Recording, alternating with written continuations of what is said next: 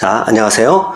자, 오늘은 이제 카페 강의에 의해서 이제 항우가 장강을 넘는 그런 장면, 그리고 설땅에서 1차적으로 이제 초나라를 재건하는 그런 모습까지 살펴보았고요. 그때 이제 유방이 항량 밑으로 찾아 들어왔다라는 그 얘기까지 했고요. 그 다음에 이제 그렇게 찾아오게 되는 이유가 있었죠.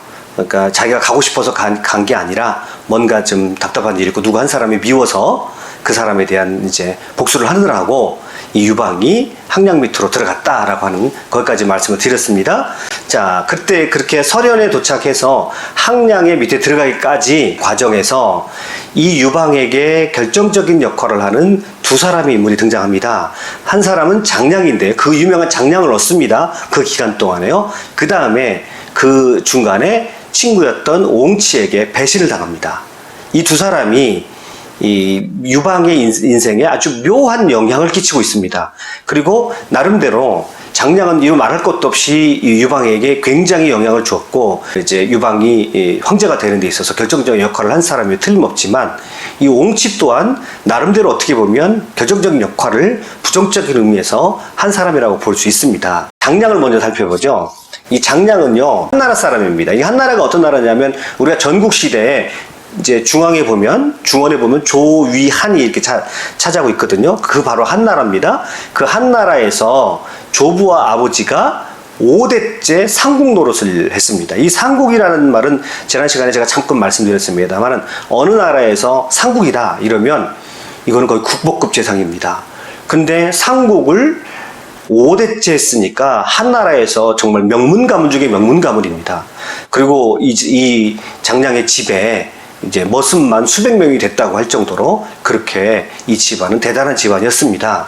이 장량이요, 이제 자기 한나라가 멸망을 했어요. 진나라한테. 그리고 나서 이제 그 어렸을 때 멸망을 했던 것 같아요. 그 다음에 이제 이 장량이 자기 가산을 다 털어가지고요, 이제 한나라에 원수를 갚는 거, 그러니까 진나라의 진시황을 죽이는 그 일에 이 사람이 나서게 됩니다. 이제 자객으로 나서는 거죠. 그래서 동쪽으로 가서 창해고를 만났다고 그래요. 이 사람의 행적을 기록한 유후세가에 보면 이제 동쪽으로 가서 창해고를 만났다고 그러는데, 가만히 보면요, 이 동쪽으로 가서 창해고를 만났다 그러면 한나라 사람이 동쪽으로 갔다 그러면 우리가 흔히 생각하면 이제 저쪽에 연나라, 전국시 따지면 연나라나 제나라인데, 동쪽을 더 끝까지 간다고 생각하면 이제 어느 나라가 등장하냐면 고조선이 등장하라는 거예요. 그래서 환단곡이라는 책에서는 이 창해군이 이제 고조선 사람이다. 고조선 사람이고 이때 구했던 이 역사도 고조선 사람이다. 이렇게 얘기를 합니다. 이제 그건 좀 정말 확인할 수는 없겠지만 가능성이 전혀 없는 얘기는 아니죠.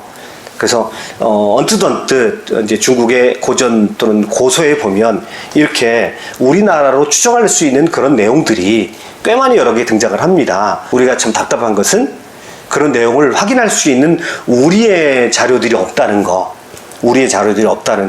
이것이 참 답답한 일이죠. 이 역사를 얻어가지고요, 무게가 120근이나 되는 큰 철퇴를 만들었다 그래요. 큰 철퇴를 만들어가지고 이제 진시황의 마차행렬이 진시황이 이제 순행할 때 그 마차행렬을 겨누고 있었습니다. 그래서 이 사람이 이제 마차행렬이 다가오자, 자, 그 철퇴를 휘두른 거죠. 철퇴를 휘둘러가지고 방랑사 지역이에요. 방랑사에 수령 중이던 진시황 공격했습니다. 근데 그 마차를 공격하긴 했는데, 진시황이 탄 마차는 공격한 게 아니라 이제 같이 똑같은 마차를 여러 대 놨죠. 진시황이 늘 이제 언제 암살당할지 모른다는 두려움이 있었기 때문에, 아니나 다를까 진시황이 예측이 맞았죠. 그래가지고 진시황이 타고 있는 마차는 무사한데 이제 다른 마차가 맞은 겁니다. 그래가지고 이 사람은 그 자리에서 잡힙니다. 잡히게 되고 멀리서 그 장면을 보고 있던 이제 이 장량은 이제 도망을 가죠. 그래서 장량이 도망을 가가지고 이름과 성을 바꾸고 하비로 달아나 숨습니다. 이제 이 하비 지역도 어디냐면 이제 동쪽이에요. 하비 지역도 이제 강소성 그쪽에 있습니다. 그러니까 이제 이쪽 지역이니까 우리가 얘기하는 유방과 또 이제 항량이 이제 거병을 했던 그 지역에 속해 있는 지역이 바로 하비입니다. 그래서 이 사람이 이제 도망을 해서 하비 지역에 숨어 있는데, 재밌는 얘기가 하나 또 있습니다. 이제 황석공이라는 사람과 만나게 되는데 어느 날 그가 이렇게 돌다리를 하나 건너고 있었답니다. 장장이 돌다리를 하나 건너고 있었는데 그때 어떤 노인이 허름하게 생긴 노인이 이제 저쪽에서 걸어오더라는 거죠. 걸어오더니 이 사람이 장량 앞에 딱 서더니 그냥 뭐 이유 없이 자기 신발을 벗더니 흘러던 돌계단 밑으로 던지더랍니다. 그리고 나서 장량에게 그렇게 말합니다. 저희 젊은이 내 신발 좀 주워다 주게.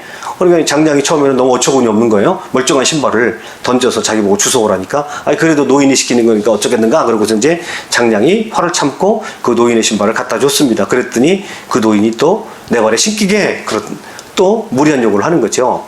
자, 그러니까 장량이 또 화가 나지만 꼭 참고 그 노인에게 발에 신을 신겨 드렸습니다. 그러면서 좀 가다가 그 노인이 부르더랍니다. 자네 혹시 쓸만한 우석이 있는데 5일 후에 다시 한번 이곳에 이른 새벽에 나를 찾아올 수 있겠는가? 그럼 내가 자네에게 뭔가 좋은 것을 주겠네. 이렇게 말하는 거예요. 장량이 좀 별로인 애를 다 봤네.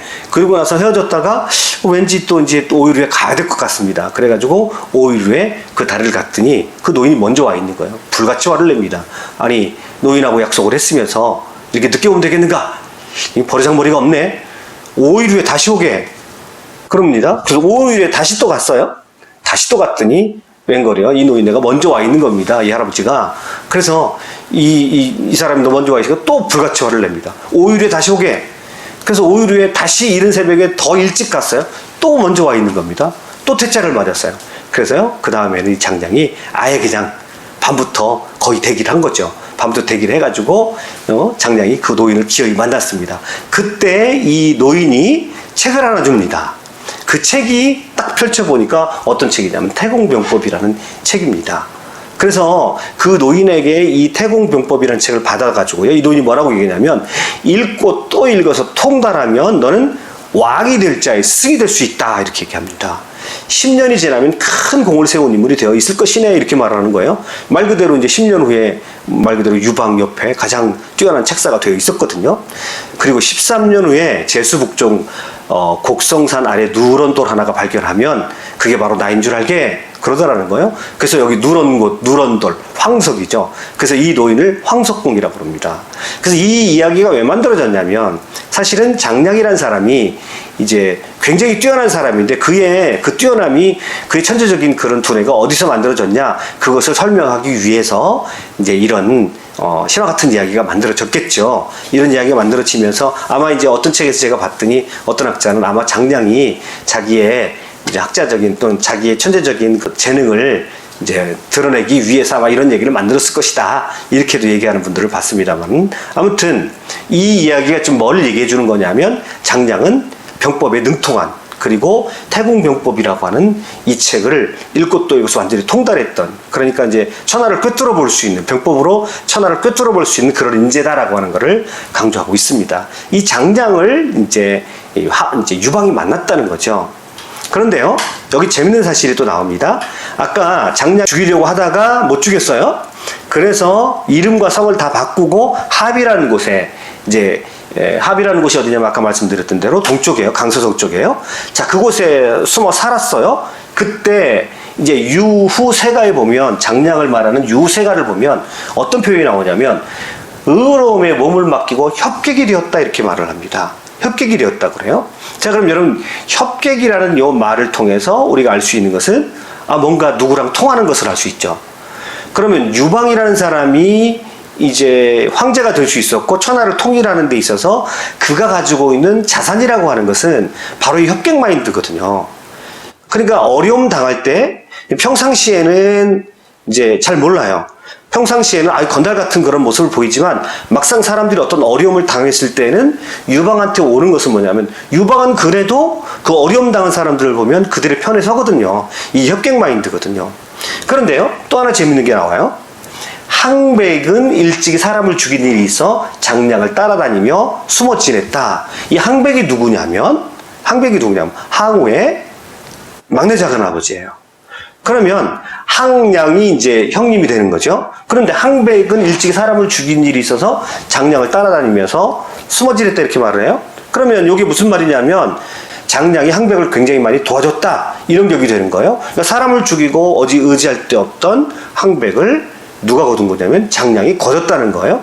자, 이렇게 따지면 일단 누구하고 인연이 강하냐면 이 장량은 이제 항량하고 인연이 더 강한 거예요. 인연이 더 있었던 거죠.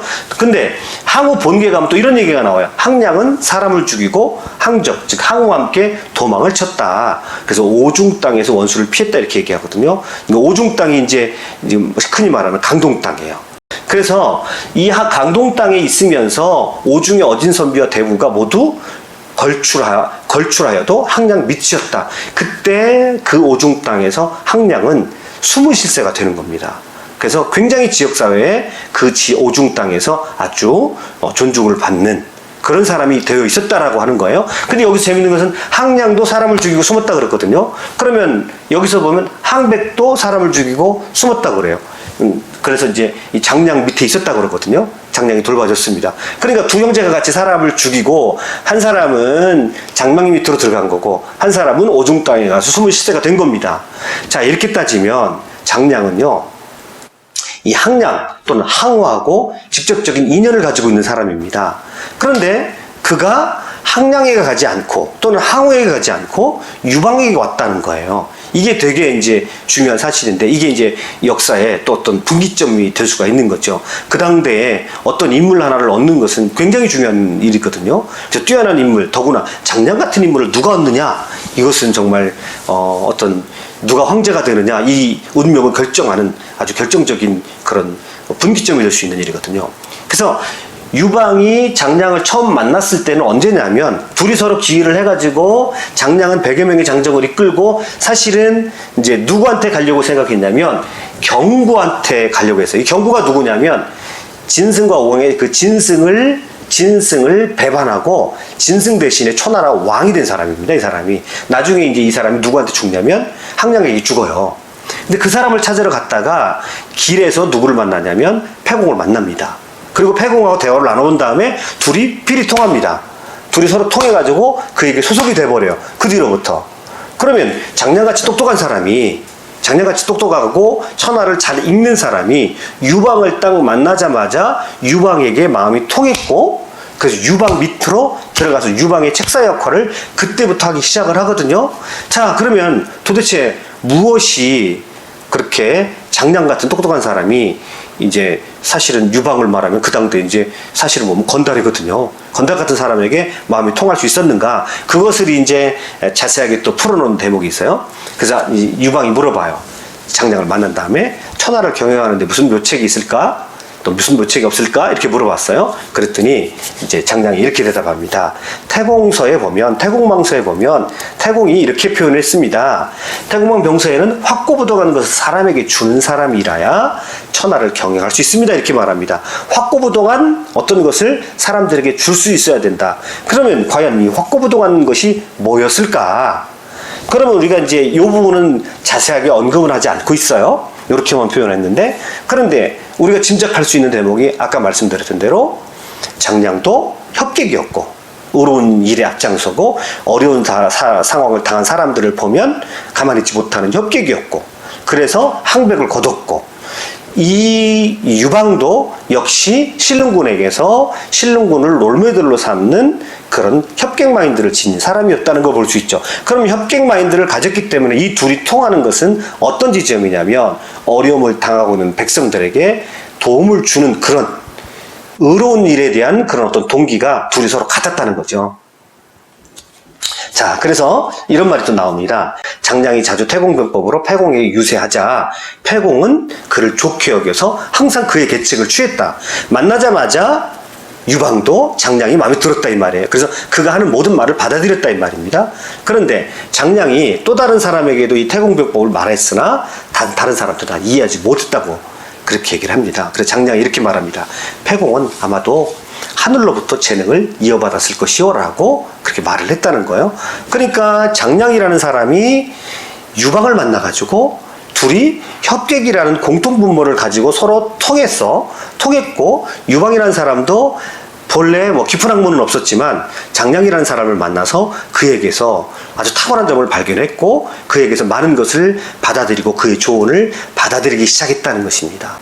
그래서 1차적인 인간관계의 입장에서 보면 장량은 학량 밑으로 들어가는 게 맞습니다만은, 그러나 이 서로 사상적으로 정신적인 가치가 서로 통했던 유방 밑으로 들어갔다는 걸 볼 수 있습니다. 그럼 여기서 이제 우리가 유방을 설명하고 있기 때문에 유방에게 장량은 어떤 존재였나, 이렇게 이제 한번 우리가 이 부분 다시 한번 짚고 넘어가면요, 장량은 늘 한나라 사람이었습니다. 그래서 한나라의 삼국집안 출신이었기 때문에 그는 한왕조의 부활을 꿈꿨습니다. 그래서 한왕조의 부활을 위해서 그는 고군분투했는데요. 그래서 그가 선택한 사람이 이제 항우보다는 유방을 선택을 했습니다. 그렇지만 어디까지나 그는 유방을 선택하더라도 그는 자기의 주된 정체성은 한나라의 삼국 집안의 후손이라고 하는 걸 잊어버리지 않았습니다. 한나라에 어떤 일이 생기면요, 그는 늘 그 일을 위해서 이제 유방을 떠나기도 했습니다. 자, 그 다음에 아주 이거 재밌는 사실인데요. 유방 주변의 인물들 중에서 거의 유일할 정도로 귀족 출신입니다. 여러분 한번 가만히 생각해 보면 유방 주위에 있는 인물들은 소하는 이제 말단 관리였고요, 조참도 역시 옥리였고요, 그 다음에 번쾌는 이제 백정인데요. 백정 중에서도 개백정입니다. 그러니까 개를 잡는 백정이었어요. 그리고 그 주변에 뭐 하우영 같은 사람들은 마부였고요. 유방 주변에 보는 사람들을 보면 다 그렇게 내세울 만한 신분 가진 사람이 없고요, 다 비천한 사람들, 평범한 사람들이었거든요.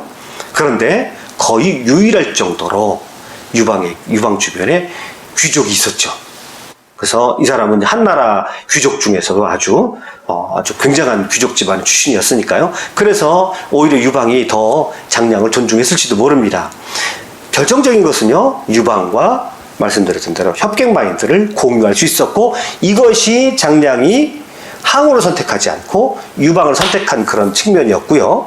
요면이 유방과 이 장량은 협객 마인드를 소유했기 때문에 그들의 최종적인 관심은 그래도 뭐 전적으로 그렇게 볼 수는 없겠습니다만, 그래도 백성들의 안위를 살피고 백성들의 좀 짐을 덜어주고자 하는 그런 측면에서 서로 공통분모를 가지고 있었다, 이렇게 평가할 수 있는 겁니다. 아무튼 이제 유방이 이 장량을 이 시기에 만납니다.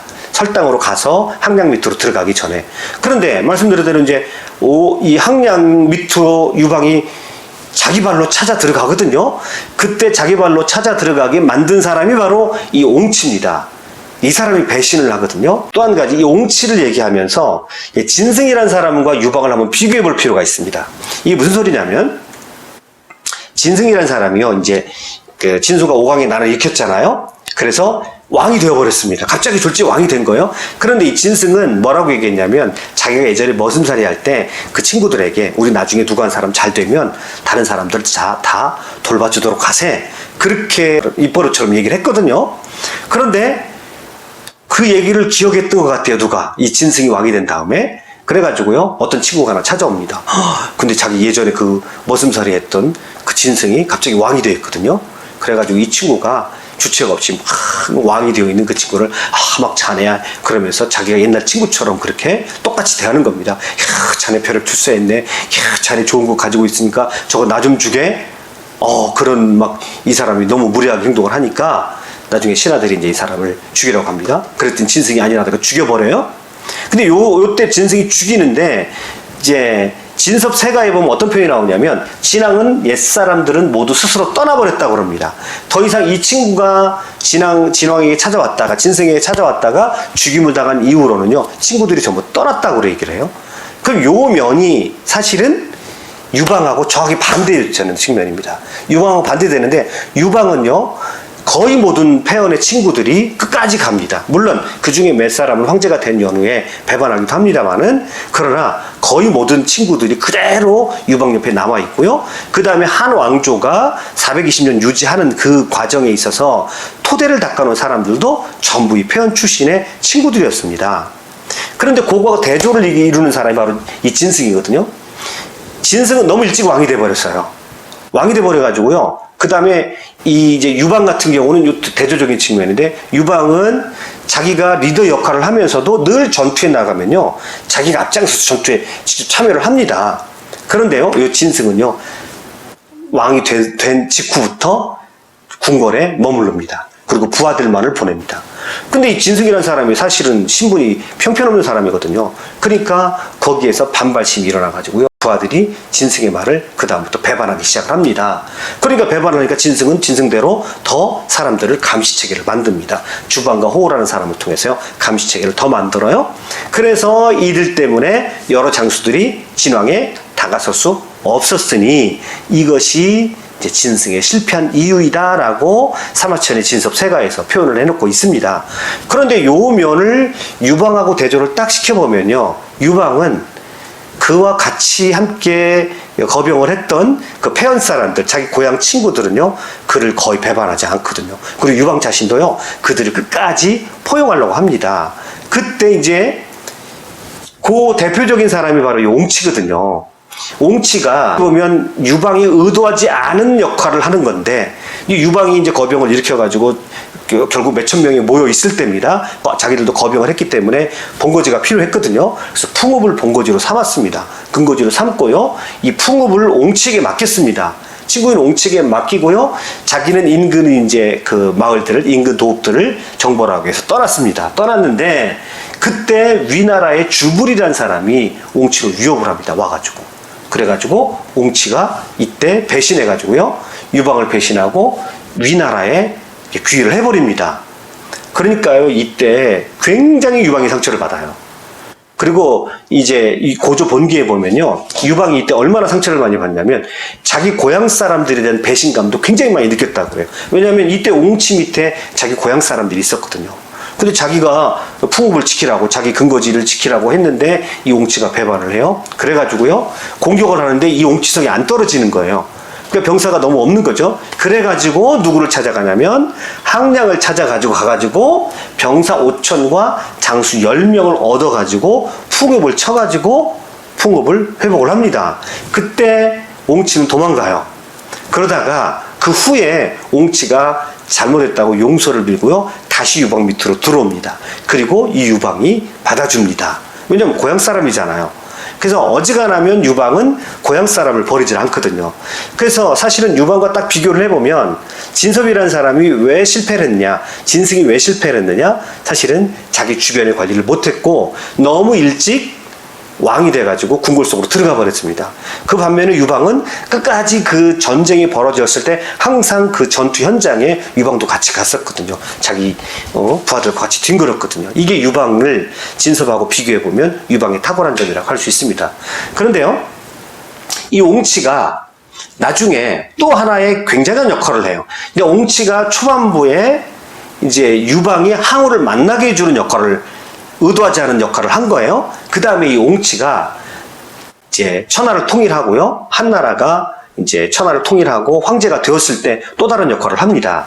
그 역할을 한번 볼게요. 훗날 고조가 논공행상을 해야 되는데 워낙 서로 이제 눈치를 보고 경쟁을 치열하게 합니다. 나 1등 해야 된다, 내가 더 많은 상을 받아야 된다. 이제 이 공신들이 치열하게 눈치 싸움을 하기 때문에 이 고조 유방이 쉽게 결정을 하지 못해요. 이때 이제 공신들이 막 불만을 팽배합니다. 이러다가 우리 토사구팽 당하는 거 아니냐고, 황제가 우리를 못 믿어서 이러는 거 아니냐고. 그런데 그 밑에 있었던 사람 중에 옹치도 있었거든요. 옹치는 더 좌불안석인 거죠. 더구나 자기는 이제 황제를 배반했던 적이 있었잖아요. 자, 풍읍을 지키라고 했더니 오히려 위나라한테 바쳐버렸거든요. 그래서 이 황제의 최측근도 푸대접을 받는 그 모습을 보면서 자기를 죽일 줄도 모른다고 하는 두려움에서 옹치가 어쩔 줄 몰랐습니다. 실제로요, 황제가 된 다음에 옹치 보고 뭐라 그러냐면, 야, 너 내 눈앞에 보이지 마. 내 눈앞에 보이면 내가 널 어떻게 할지 모른다. 실제로 황제가 위협을 합니다, 옹치를. 그래서 옹치는 이제 더 좌불안석이 되는 거죠. 그때 아마 장량일 겁니다. 장량이 꾀를 냅니다. 우선 논공행상을 좀 미루시고 더 생각을 해보시되 지금 불안한 마음들, 공신들의 불안한 마음들, 불만들을 조금 가라앉혀야 되니까 이렇게 해보십시오 하고 아이디어를 딱 내는데 거기에 기가 막힌 반전이 이루어지게 됩니다. 그때 옹치를요, 먼저 봉급을 줍니다. 그래서 옹치가 제일 먼저 10방호 벼슬과 2,500호의 봉급을 받습니다. 이거 다 알아요. 다른 사람들 다 알아요. 왜냐하면 이 옹치가 굉장히 불안해하고 옹치는 이 유방이 굉장히 싫어한다는 것을 잘 알거든요. 그렇지만 고향 사람이라는 이유 때문에 유방이 이제 봐주고 있는 참인데 옹치가 상을 딱 받는단 말이에요. 그러니까 신하들이 아이고 우리 토사구패가 안 당하겠구나. 이제 안심을 하는 거죠. 안심을 해가지고 다른 공신들이 뭐라고 말하냐면 아이고 옹치도 상을 받네. 나도 좋은 소식이 있겠지라고 불만을 접고 묵묵히 처분을 기다렸다고 합니다. 이때 이제 이게 터천하통이란 첫 해에 있었던 일이에요. 그래서 옹치가 두 번에 걸쳐서 이 유방 인생에 아주 굉장히 영향을 끼쳐요. 근데 결과적으로 보면 다 잘 이용한 셈이 됐죠. 그래가지고 이 유방이 항량을 만나게 되고, 그 다음에 또 항우를 만나게 되고, 그 다음에 나중에 이제 논두공경상 시절에 신하들의 마음을 진정시키는 그런 역할을 이 옹치가 또 했다는 거죠. 자, 여기서 우리가 이제 알 수 있는 것처럼 이제 이 고조라는 사람, 이 유방이라는 사람이 이렇게 비교를 해놓고 보면, 진섭과 비교를 해놓고 보면, 아, 사람을 쓸 때 특별히 그가 한번 믿었던 사람들 어지간해서는 배신을 안 하고 내치지 않았고, 그것이 사실은 유방에게 굉장히 큰 도움이 됐었다. 그러면 이 반대적인 측면의 리더십을 보면 그 사람이 바로 진승과 오공왕의 그 진승이었다. 그 사람은 뭔가 자기 친구를 관리를 못했고 주변 사람들에게 신뢰관계를 주지 못했고 그 사람들과 함께 삶을 공유하지 못한 것이 진섭이 6개월 만에 이제 거병에 6개월 만에 실패한 그런 이유가 된다라고 그렇게 볼 수가 있을 것 같습니다. 자, 일단 여기까지 유방의 이야기를 일단 마치겠습니다.